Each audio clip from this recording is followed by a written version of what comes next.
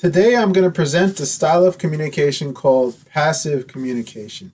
And few things will destroy a relationship faster than using passive communication on a regular basis. So what exactly is passive communication? Passive communication is when someone is not being upfront and sharing how they feel, right? They may not say anything at all in response to someone doing something that they disagree with or they dislike. Right? An example of this would be, just imagine that I came home from work on Monday, and as soon as I walk through the door, my wife says or does something upsetting to me.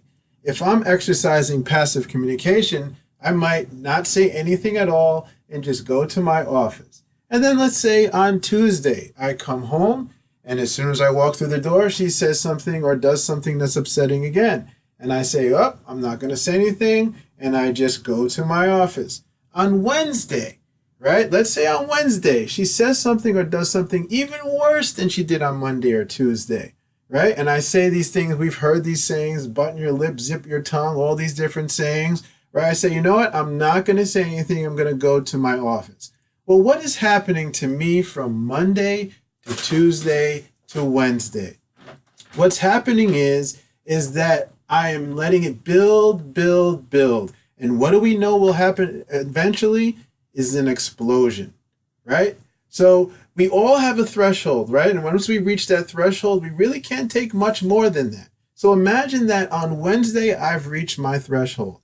So I come home and I walk through the door on Thursday, and she says or does something else that's upsetting to me. Now I explode. I let her have it, right? And do you think I'm just going to bring up Monday, Tuesday, and Wednesday? No. I bring up 1988 and what she did at Thanksgiving dinner last year. I throw all these things out at her. Why? Because I'm frustrated and I want to get it all out, right? And then so once I explode on her, because she never saw it coming, you know what I tend to do? I tend to feel guilty, right? And when I feel guilty, then you know what I tend to do? I revert back to being passive.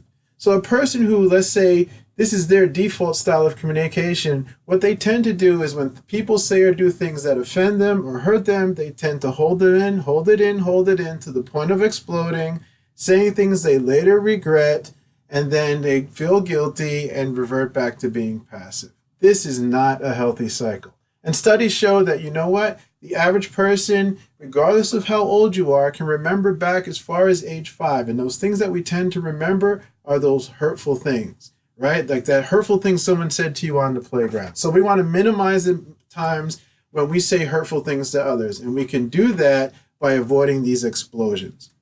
Matthew 18:15 says, "Moreover, if your brother sins against you, go and tell him his fault between you and him alone. If he hears you, you have gained your brother." Matthew, this scripture is telling us that if someone does something against you, don't hold it in. Go to that person directly and talk it out. All right? So that's what I recommend we also do, right? For the sake of our marriages.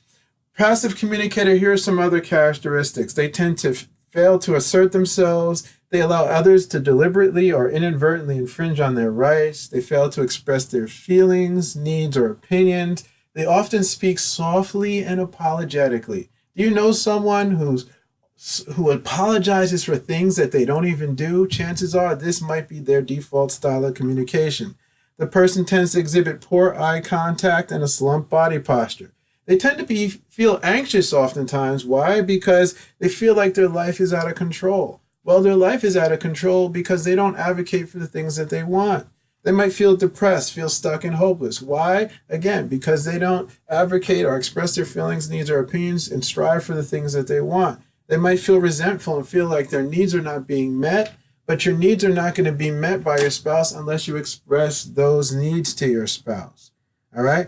You might hear someone who defaults to this particular style of communication say things like, you know what, I get stepped on by everyone. Or they might feel like, you know what, people never consider my feelings. All right? So what I would encourage you to do is be upfront, as Matthew 18:15 says. If someone says something to you, if your spouse says something to you that's upsetting, don't hold it in to the point of explosion and then say or do something you later regret. Instead, maybe you need to buy a little time, right? But once you regroup and figure out how you're going to go forth, Say what you need to say in love with the person so that your relationship could benefit. All right? This may sound difficult, especially if your marriage is on the verge of divorce, but remember, nothing is too hard for the Lord. Thank you for tuning into this channel. I'll be posting messages regularly, so subscribe to this channel so that you can get access to them and apply them to your marriage as soon as they are released. You can also like my Facebook page, Jesus Saves Marriages, for more scriptures on how to enhance your marriage. If this video has been a blessing to you or your marriage, I would really appreciate it if you would like the video, share the video with a friend, and comment on the video if you feel led to do so. Thank you, and have a